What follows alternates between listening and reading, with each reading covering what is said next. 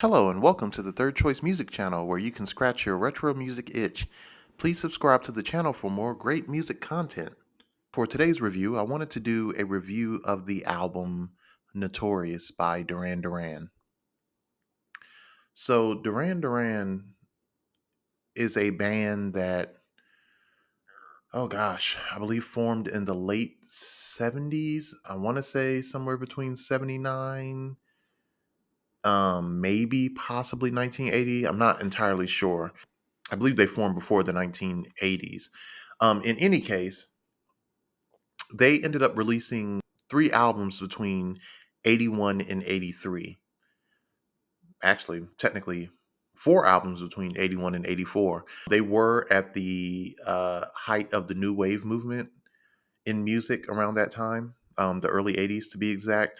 So in 1981, they did release their first album, Duran Duran. In 1982, they released Rio. In 1983, they released Seven and the Ragged Tiger, and then Arena was released in 1984, which is technically a live album. So, just a little bit of history on Duran Duran up until the point of Notorious. The first three albums that they released all were pretty hugely successful, I would say. The first album, Duran Duran, had, or the self-titled album, did have Girls on Film, Planet Earth, and I believe it was later re-released with "Is There Something I Should Know."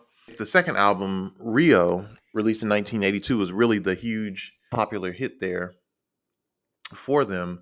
They did have several singles off of that album, "Hungry Like the Wolf," "Save a Prayer," Rio, of course. And then some of the other songs on the album, like the deep cuts, were actually really good.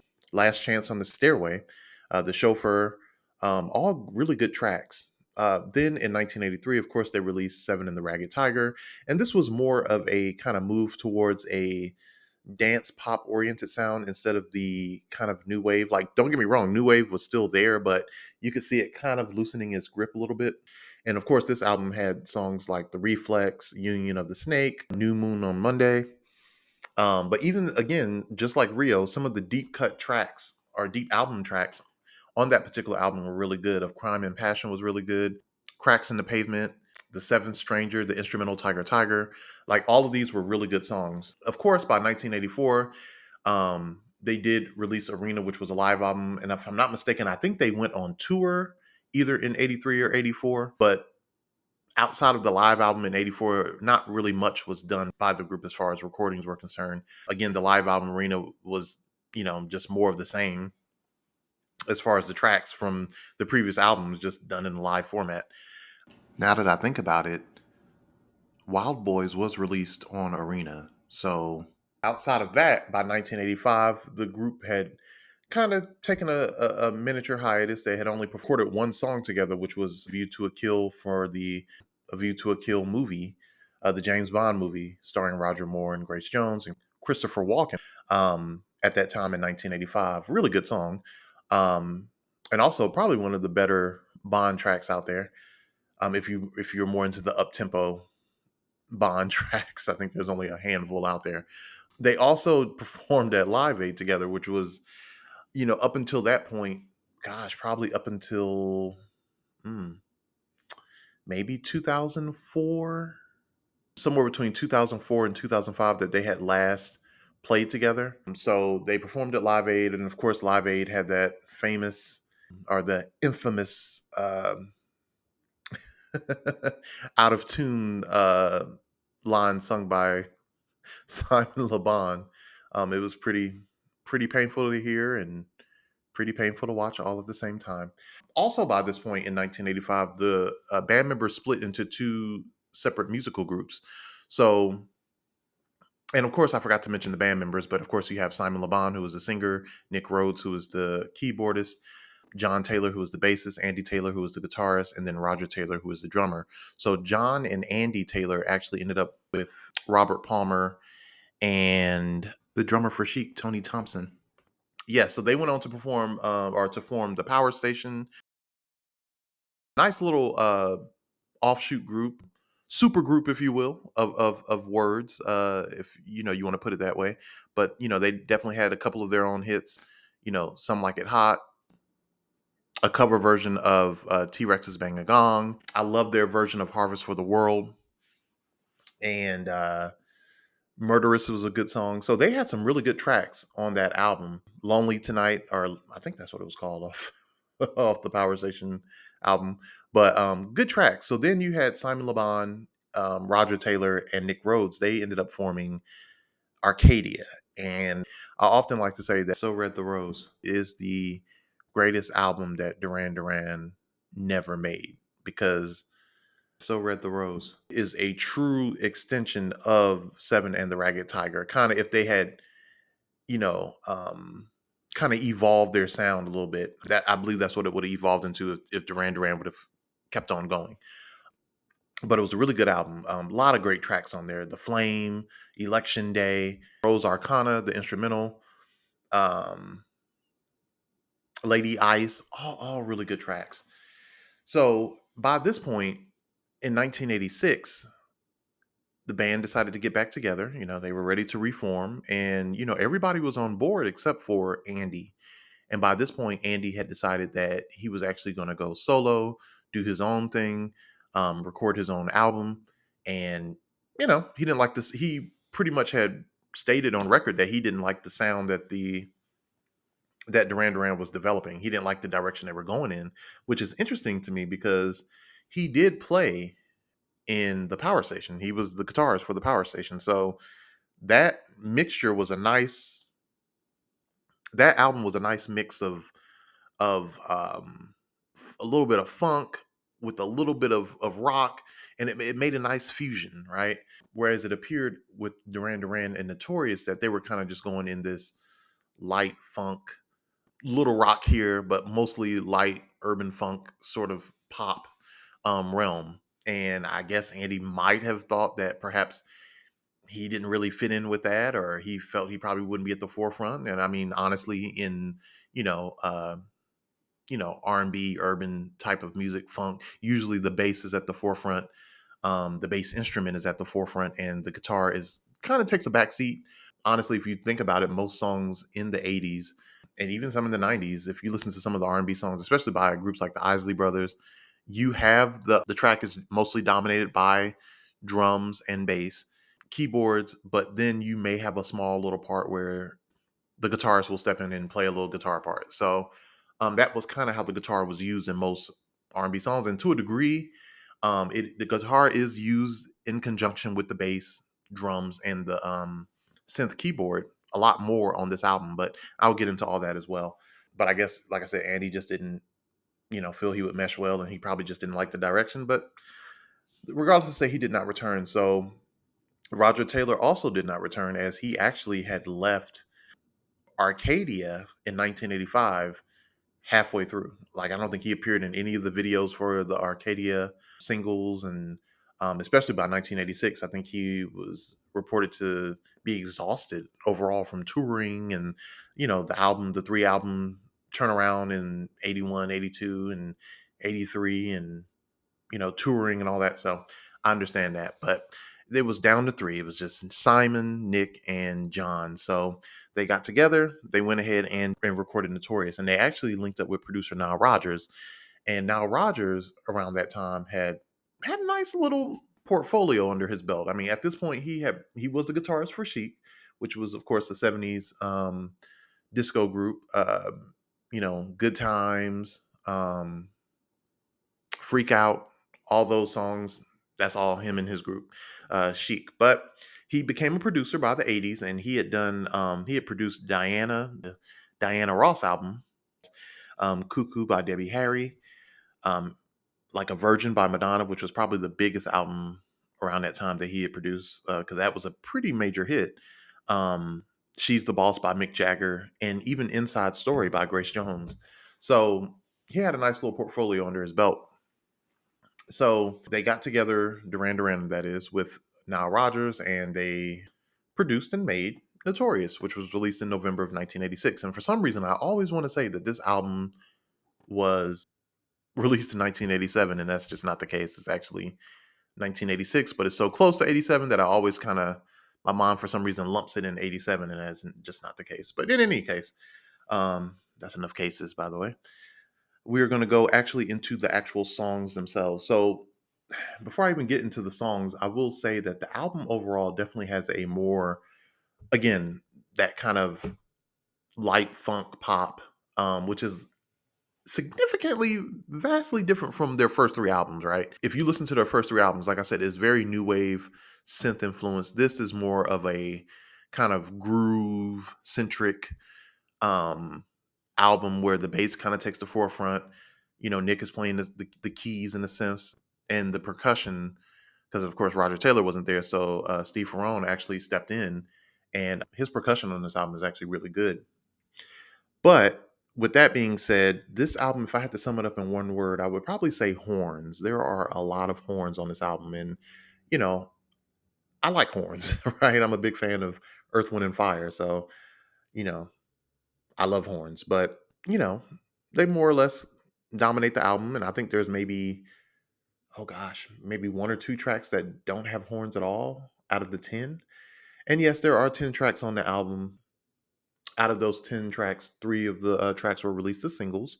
The first being Notorious, which I believe reached number two on the US Billboard Hot 100. Then you have Skin Trade, and then third and finally, Meet El Presidente. So I'll go into the tracks one by one and kind of give my thoughts on each track. So the first track, Notorious, I believe it serves as a solid opener to the album. I really do love the groove that the song has. That backing groove is amazing. It's very simple, yet it works, and it's really good. Um, I also love the chorus. I mean, it's simplistic and silly as the lyrics are. You own the money, you control the witness. I'll leave you lonely, don't monkey with my business. Like, very simplistic lyrics, but like it works for this song. I promise you. So good stuff there. What else? What else can I say about this song? Yeah, the bass and the synth lines are really good. Um, and it just, again, that's the song. It just has a nice overall groove to it. So can't really say much about it. Bad about it. It's a really good opener to the album, and one of the best songs on the album, honestly. Next is American Science. And it is one of probably my favorite tracks on the album. Probably one of my go-tos when I'm listening to the album. If I'm just wanting to hear a song, usually it's either American Science or one of the other songs that are coming up that I will be talking about soon. Bass groove is also amazing in this song, and the chorus is nice on this as well. Where they say, "Ooh, American Science, all night long she can two-step and sway." So, like, I love that. Again, simple yet effective, and no harm, no foul there. So good stuff. Next is Skin Trade, and this was the next single released from the album. And from what I've heard, I believe Nick said he wanted Skin Trade to be released as the first single, which would have been interesting. I would have loved to see how that would have fared out. Now, of course, the band ended up going with Notorious as the first single, which was probably the better choice, as it is a little bit more up tempo, and more of a danceable tune than Skin Trade. Skin Trade is something you just kind of listen to, and you know, you can bob your head to it, but you're not necessarily dancing to it. You can somehow, some way, but you know, not necessarily required. What can I say about this song? It is a decent song. It's not one of my go-tos per se. I do love the breakdown towards the end where, the instrumentation really comes in and you hear the horns blowing. I love how the horn, it goes up really high and it comes down. Like, that's pretty cool. I actually love the remix to this song, the Parisian mix. I almost wish they would have placed that version on the album. Like, I know that was probably done after the song was released, but that is a really good version of the Skin Trade song. So I love that. Yeah, I mean, I don't really have much to say about that one. So next is A Matter of Feeling. And upon first hearing this song, I never really dug this song. And I hate to say that for the people that do like it, because I'm sure this song has its fans, right? But for me, this song does not do anything for me. It's a little slow, it's a little kind of just trudges along. Almost sounds kind of what's the word I'm looking for? Not melancholy, but it just has this do do do do do do do do. Like I don't know. And then you have Simon LeBon doing his crooning, and it's just like, oh boy. It's kind of one of those songs that really doesn't fit Duran Duran, no matter how you slice it. They try, and like I said, the chorus is okay. But I don't know. I don't think this song really fits Duran Duran. Next, we have Hold Me, which probably is my favorite track on the album. It is the fifth track of the album, and it's a fast-paced mid-rocker that is very upbeat. I really love the chorus to it. Something you can sing along to, and I love for some reason on this album they do a lot of breakdowns where the instruments just kind of Simon takes a backseat and they just play. Um, Simon, John, Nick, and Steve. Like they're doing their thing, which is good. And I love how it starts off with John his do do do do do do do do do do do do do do do do do do do. Then you have Nick Rhodes coming in with his keyboards, really good. Then you have the guitar actually come in towards the final part of it, really good. And the chorus is also good. Hold me, you know, great stuff. I will say it's moments like that where the instrumentation really kind of takes the front center seat where the album shines for me personally. So I do like that. And it's something you've never really heard from Duran Duran up until this point. So it's pretty cool to hear. The next song is Vertigo Do the Demolition. And I like this song. I particularly like the verses more than I like the chorus. The chorus leaves a lot to be desired, but I like the and the instrumentation is really good, but the verses are really where it's at for me here. Next is So Misled, and sort of like Matter of Feeling. It's not this. Don't get me wrong. It's not the same as Matter of Feeling. They're completely different songs. So Misled is a little bit more upbeat. Matter of Feeling is a little bit more kind of down. you know, but So Misled. The one thing I can say about So Misled is the drumming. The drumming talent of Steve Ferrone is unmatched on this album. Like he does his thing. Um, what else can I say about this song? It's kind of one of those songs that really doesn't fit Duran Duran, but they kind of make it work. You have the background singers, which are good. I always laugh when Simon says, "Okay, take it away," and then the instruments come in and do their thing. But it's just okay. It's not really a go to. It's like I don't love it, but I really don't hate it either. It's just kind of in the middle. And sometimes, depending on how you look at that, that can be good or bad. So next is Meet El Presidente, which is actually the third single released from the album, the final single, actually. This has a really good bass groove. I really don't care for I believe it's the single version or the video version. It sounds a little different, and I'm not a fan of it, but I like the album version. It's really good. Not really much to say about it, but yeah, it's pretty good. John's bass playing on here is pretty good, as well as Nick's keyboard. They kind of play in tandem to a degree with one another. Next is Winter Marches On, which we're at this point we're getting towards the end of the album here, with only one more track after this. But Winter Marches On is a song I think if Duran Duran had kind of kept on going with the Seven and the Ragged Tiger and the Arcadia style, I think this would have been kind of one of those songs that kind of fits their aesthetic more, if you will. Generally, it's slow, is cool, and it gives you this feel. I mean, and the name of the song is Winter Marches On, but it truly feels like.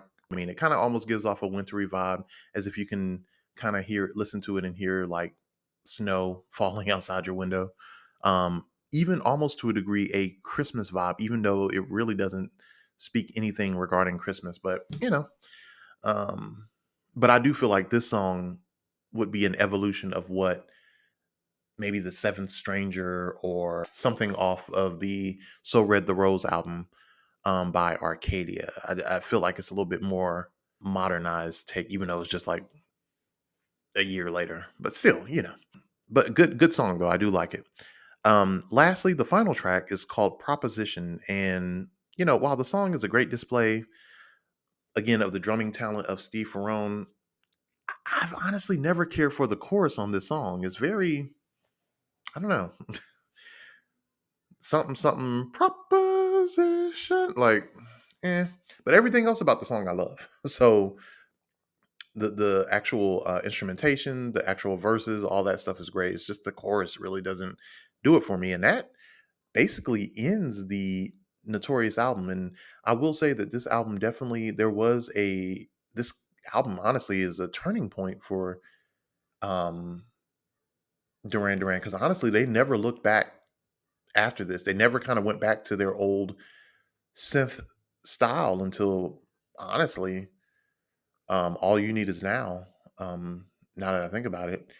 And that wasn't until what, 2010, 2011, 2009, whatever. But yeah, you really didn't hear that older style from the first album, Rio, or even Seven and the Ragged Tiger, until much later. So, but yeah, they never looked back after this. After, of course, after this point, one thing I will say about this, one bright spot to this album is that they did get Warren Cucurullo to kind of come in and play some licks on the some of the tracks, who ultimately would end up becoming the guitarist and replacing Andy Taylor in later years. I think he didn't become a member until either 89 or 90 or something like that. So he did a admirable job filling in. I don't like the way they kind of dismissed him once they decided to get the original members back together, especially after it bit them in the face once Andy Taylor again ditched the band after the Astronaut album. But hey, what can I say?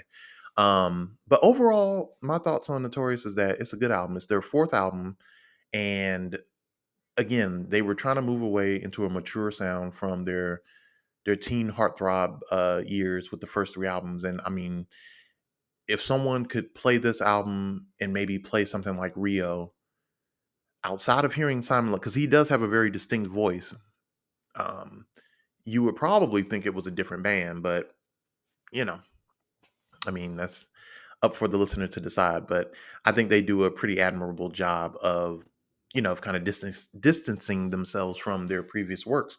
I will say though, this did kind of start a lull in their career, as this album, while it did okay, it didn't do the numbers of the previous three albums. Big Thing, released after this, didn't really do well at all. And by the time 1990 rolled around and Liberty was released, honestly, Duran Duran was down in the dumps. Even though Liberty is a really good album, and although people do say that Notorious is a mature sounding album and a departure from their previous works, I'll even go further to say that Liberty is even more so. Like, it is really mature and it is really adult sounding compared to their earlier works. So if you have not heard Liberty, definitely give that a good listen. And I actually will be doing a review on that at a later date. But they really wouldn't get back on track until Duran Duran's their second self-titled album, which was an excellent album within itself as well. But with that being said, this is my review.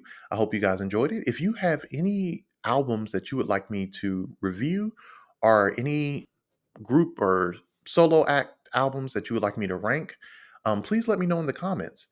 And with that being said, please follow the channel again, subscribe, and this is the Third Choice signing out. Peace.